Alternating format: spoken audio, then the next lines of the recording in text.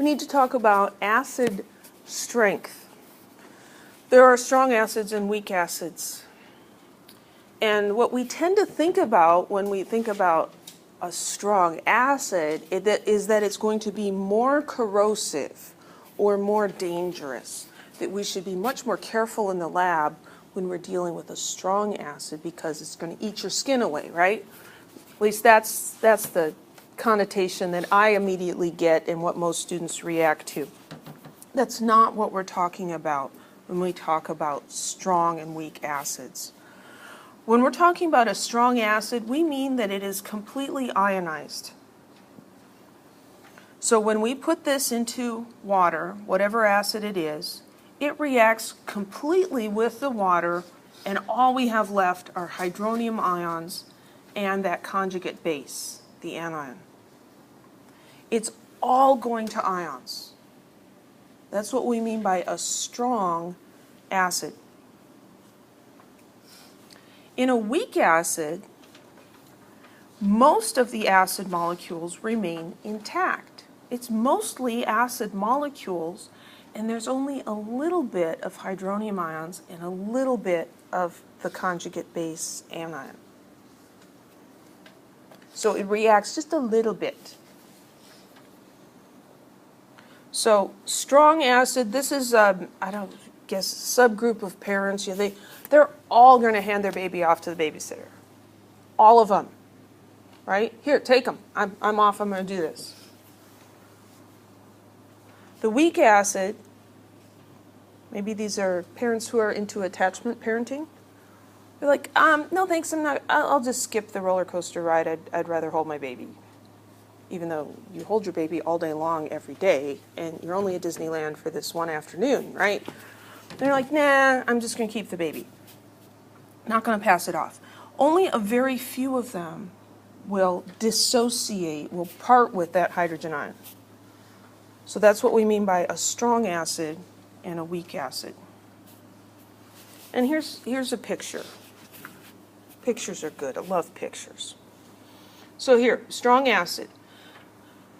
This is a graph of initial and final amounts. So this is when we first add the acid to the water. We first add it, it's all the molecule. Okay, like hydrochloric acid, it's just the molecule, and none of it has given up its hydrogen ion yet. After it mixes around, we see that there's none of the original molecules left. They have all dissociated. Every single one of those, well, not every single one, but almost every single one of those has donated its proton. They did what acids do.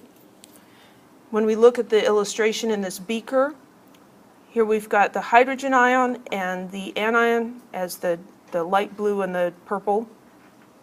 And we see that they are all separated. There are none of them that are still together. They're all mingling.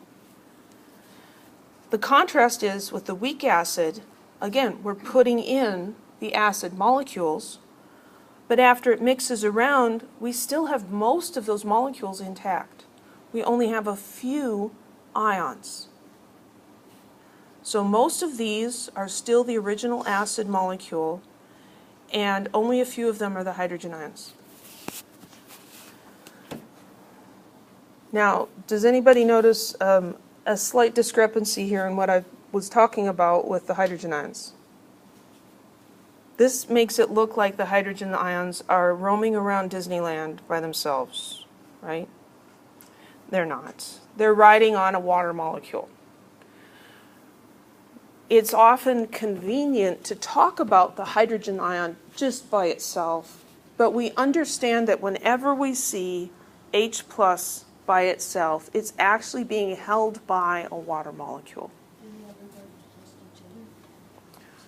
Two hydrogen ions? Nope. Because they each have positive charges. No, it's not a dumb question. Yes, it was. Okay, on the level of dumb question scale, that's just like right in the middle. No, I should have known Okay. that. I wasn't thinking it through. Well, sometimes when we say something out loud, then we can actually realize what we're thinking. I wasn't thinking this time. Yeah, that's completely understandable. In fact, that's why it's sometimes helpful when you're studying or working on something, to actually literally talk to yourself or to the wall or the dog or whatever. Because when you formulate the words, rather than just having all those weird swirling thoughts, I don't know, do your thoughts swirl? Mine just swirl. They're like a blizzard sometimes, and I just don't even know which one to look at, right? It just swirls. When you verbalize it, it forces you to do something with those thoughts. And it can actually be really helpful, even if there's nobody listening. Because sometimes when we just explain what's going on in our life to someone, we figure it out before they even say anything, right? Did they even need to be there? Nope. Sometimes you just need to say it out loud. Or write it out if you're not a verbal person. So anyway, that was kind of a digression into psychology or something. There are only 7 strong acids, and we're only going to be concerned about these 4. Sulfuric acid, hydrochloric acid, nitric acid, and perchloric acid. When these acids are mixed with water in an aqueous solution, they dissociate completely. They just are the ions. So which are the weak acids? Everything else. You don't have to memorize those names. If we need to talk about acid strength for Chem 10, but we don't actually really do much of anything with it. So just there it is. I told you about it.